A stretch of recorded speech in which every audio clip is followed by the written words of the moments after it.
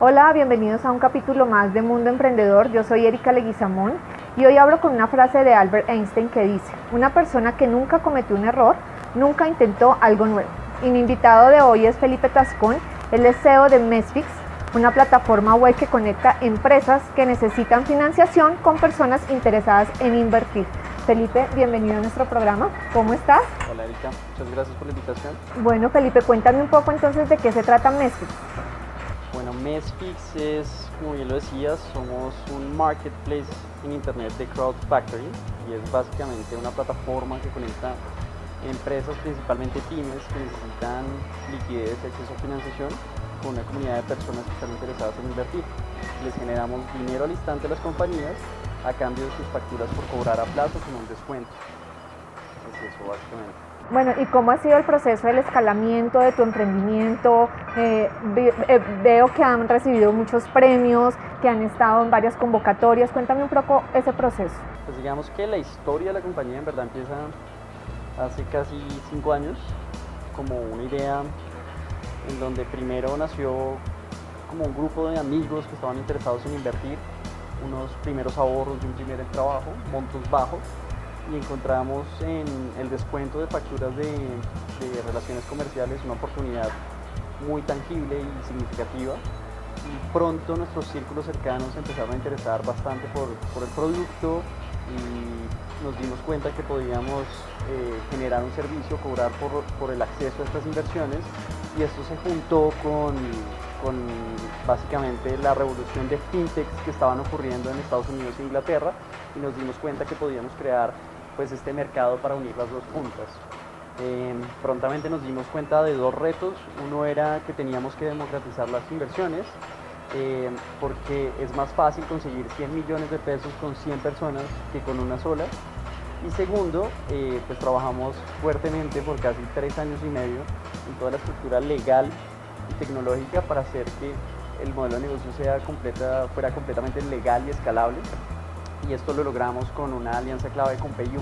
Permitimos que cada una de estas operaciones sucedan desde las cuentas bancarias de los inversionistas a las cuentas bancarias de las empresas directamente y sin tocar nosotros los recursos.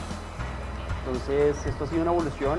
En realidad, de los 5 años llevamos 2 años operando, donde arrancamos con un piloto, literalmente arrancamos con liquidaciones incluso en Excel. Después nos montamos a una plataforma tecnológica donde pudimos traquear todas las operaciones, y después implementamos todo el proceso de inclusión de pagos a través de PayU. Entonces ha sido una evolución de un MVP, probando hipótesis a lo largo del camino. Esto pues obviamente en los últimos 2 años nos ha llevado, ya ahorita hemos transado más de $2 millones en financiación a pymes, y pues nos ha otorgado grandes reconocimientos, como mencionabas. O sea, ahorita estamos invitados a Money 2020 en Las Vegas a finales de octubre, que es la conferencia fintech más importante del mundo, y nos invitaron como uno de los 30 startups del mundo, literalmente, a representar pues a alguien como Colombia, que nunca ha estado en un evento de este calibre. Un sinnúmero, la verdad. Hemos pasado por varios reconocimientos. Fuimos al Web Summit del año pasado en Irlanda. El año pasado estuvimos como el tercer mejor emprendimiento en Colombia Startup. Pasamos por una aceleración con Appsco. Actualmente estamos siendo acelerados por Endeavor, como una de las promesas de Endeavor. Y bueno, nada, trabajando mucho. Sí, como muy integrado como al ecosistema, digámoslo, por decir algo, ¿no? Y apoya bastante, ¿no? Como en la evolución y en el crecimiento de ese emprendimiento. Obviamente es muy importante saber que hagan un buen fit con el modelo de negocio y que traigan esas propuestas de valor que son inherentes a cada emprendimiento. Creo que es bastante importante. De acuerdo. Bueno, Felipe, cuéntame un poco, entonces, ¿quién es Felipe Tascón como emprendedor que está detrás de la marca? ¿Cómo es esa persona como ser humano? Wow. Bueno, pues, no sé, o sea, mi perfil, o sea, soy ingeniero eléctrico, tengo un posgrado en finanzas, de hecho de ahí el mix hacia un fintech.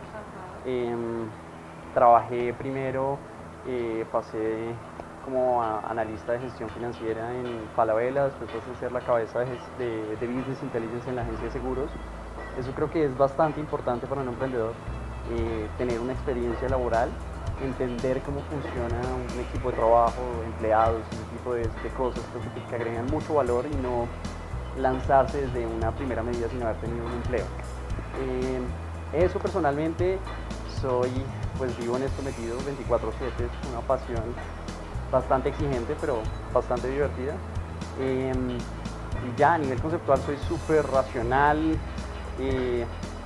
mejor dicho, todo lo racionalizo básicamente y pues de ahí crear un modelo de negocio basado en números, literalmente. Ajá. Bueno, y eso que tú dices, digamos, es algo bien importante, lo he escuchado ya en varias de las entrevistas que he hecho a los emprendedores, como lo importante de tener como esa experiencia laboral para luego dedicarte a emprender. O sea, como que es un paso que no te debes saltar porque te da como experiencia para no dañar tu emprendimiento como tal, diría yo. Yo creo que es uno de los pilares claves que hay que tener, o sea, tener un equipo de trabajo, saber cómo funciona, estar en la posición de ser un empleado para saber cómo tratar a los empleados es uno de los grandes pilares que debe tener un emprendedor.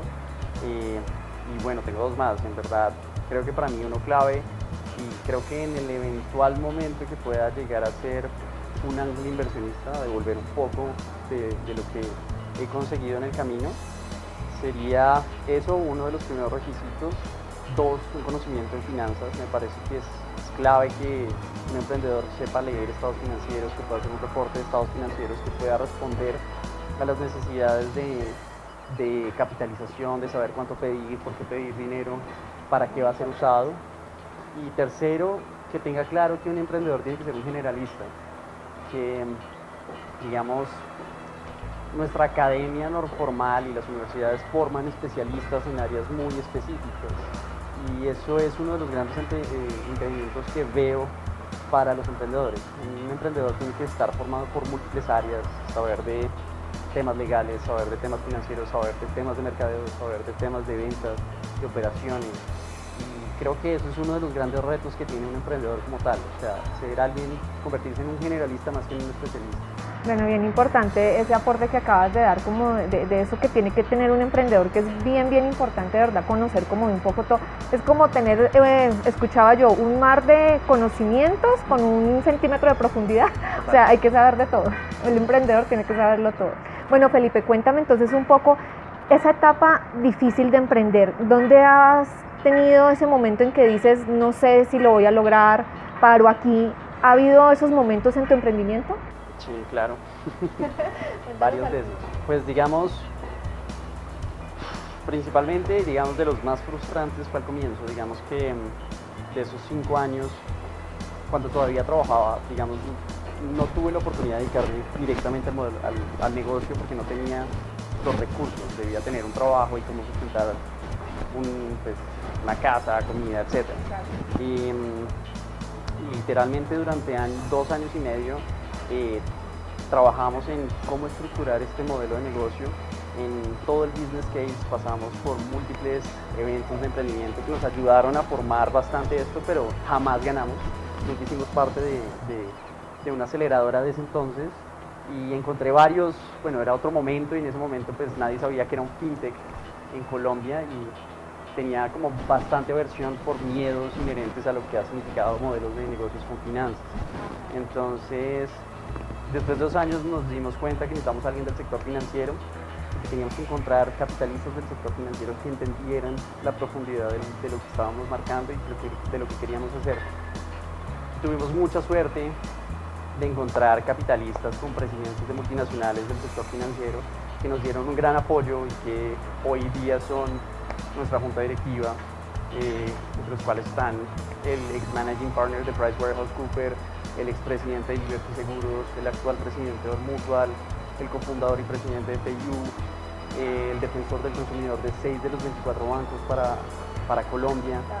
Cualquier apoyo. Entonces, digamos, esas son pautas que han significado pues tanto un reto personal, porque así como te aportan, te exigen y te empiezan a formar, y pues es un gobierno corporativo muy exigente, pero de esa manera pues te permite formarte y tener una capacidad, o sea, un acceso a mentores de muy alto nivel.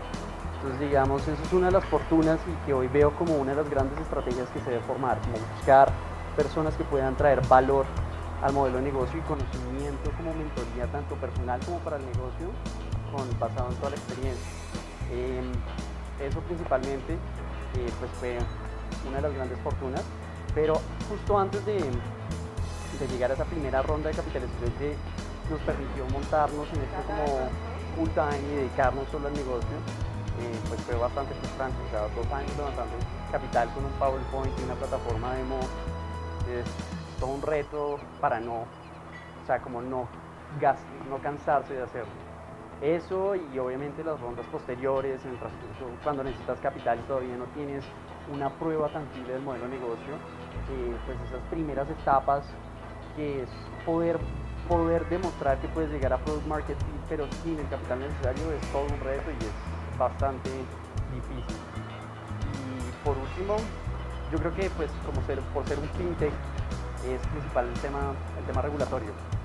Digamos, 3 años y medio aprendiendo de leyes, porque yo no soy abogado, cómo estructurar un modelo de negocio bien hecho, bien atado para poder impactar en la economía del país. Son retos, de verdad. Creo que pues el truco es tener bastantes ánimos porque se necesitan, pero el mensaje es, mejor dicho, ese minuto de gloria por cada año de esfuerzo vale la pena. Vale la pena, de acuerdo. Bueno, de pronto, Felipe, desde tu experiencia, cuéntame en qué momento un emprendedor debería buscar financiación en su emprendimiento, porque muchos están en etapa temprana y piensan que ya pueden ir a tocar las puertas, ya buscar el financiamiento. ¿Crees que eso es válido o en qué momento se debe hacer? Pues yo creo que tú puedes hacer lo que quieras. De hecho, nosotros bajo el marco normal no levantamos capital cuando se supone que se debe hacer capital. Y la razón era muy simple. Yo principalmente no me podía dedicar al negocio porque no tenía un medio de vida, si no podía levantar una ronda de inversión antes para tener una sostenibilidad y un salario que me pudiera mantenerme viviendo y no preocupado en mis finanzas personales, sino preocupado en el negocio como tal. Entonces, pero pues claramente el deber ser desde Silicon Valley es no pedir capital hasta el último momento necesario, porque de eso va a depender la dilución de quienes son los fundadores de la compañía. Entonces, pues el mensaje sí es claro. Yo creo personalmente que todo es válido. El mensaje es, pues se debe aguantar lo más posible y ser muy estratégico en saber cuánto capital se necesita y en qué etapas. Principalmente desde mi estrategia y experiencia veo que un tiempo suficiente, que no es ni muy corto ni muy largo, es pedir dinero para 1 año y medio de operación, porque normalmente el levantar capital te va a tomar al menos 6 meses, entonces eso te da al menos 1 año de concentración, y normalmente cuando uno levanta para 1 año y medio el capital dura 1 año, y es por eso que es muy clave tener conocimientos financieros y de proyección de flujo de caja y manejo del flujo de caja, sobre todo control financiero.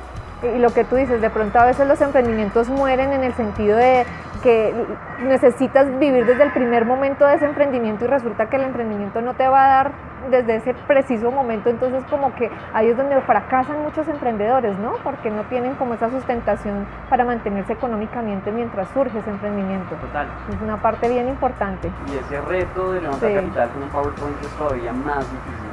Entonces, que te crean, porque es que vas con nada, o sea, estás tocando puertas para que te crean en esa idea. Exacto. Digamos que eso sí es de lo más complicado, porque una cosa es tener una prueba del negocio andando y otra cosa es tener un PowerPoint como una idea. De acuerdo, de acuerdo. Bueno, Felipe, de pronto para terminar, cuéntame cuál fue ese propósito con el que tú comenzaste a emprender y si ese propósito aún se mantiene, continúa o ha cambiado con el tiempo. Pues te voy a ser sincero, digamos, yo encontré en el emprendimiento al comienzo la oportunidad de poder romper esa brecha entre el tiempo que gastas en un trabajo y el dinero que necesitas para vivir y poder gastar en lo que quieras hacer. Y encontré que la única manera de poder conseguir un capital suficiente para poder autosostenerte rentando con tu capital era poder crear una compañía y crear un valor suficiente para después tener una liquidez que te pudiera vivir de rendimiento.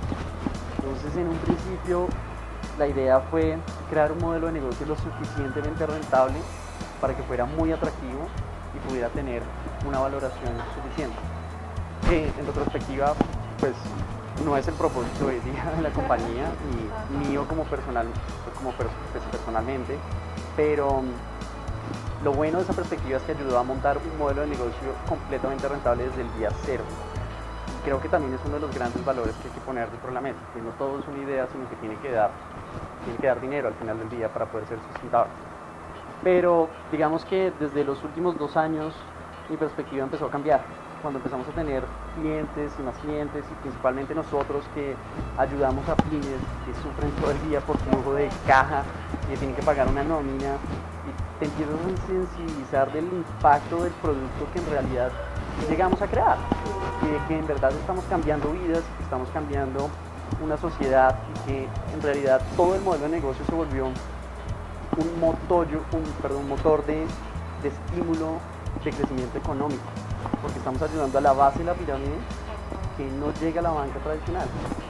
Y toda esta perspectiva me ha cambiado personalmente, y hoy en día entendí que el dinero no es lo importante, sino que el dinero es un resultado y que viene en camino, que lo importante es realmente lo que estás haciendo y el impacto que puedes tener en otras vidas, en otras personas, y cómo ayudarlas en el camino, ofrecer un buen servicio, un mejor producto. De acuerdo. Bueno, Felipe, muy bonita entrevista. Gracias por toda esa experiencia que nos compartes. Y bueno, bienvenidos siempre a nuestro canal. A ustedes, si les gusta nuestra entrevista, acuérdense de seguirnos en nuestro canal, suscribirse, darnos like y compartir. Y la próxima, otra entrevista más con otro emprendedor de alto impacto. Gracias, Felipe. Y de pronto, si te quieren buscar, ¿cómo llegan a Mesfix? Es básicamente mesfix.com. Financiación inteligente, crowd factoring, por cualquier lado en Google nos van a ver, financiación para pymes y pues, o inversiones desde bajos montos básicamente. Perfecto, gracias Felipe. A ti por invitarme. Chao. Modelo de emprendimiento, sobre todo acá en Latinoamérica, y es que creo que es muy importante entender qué vivimos acá y cuáles son nuestras condiciones.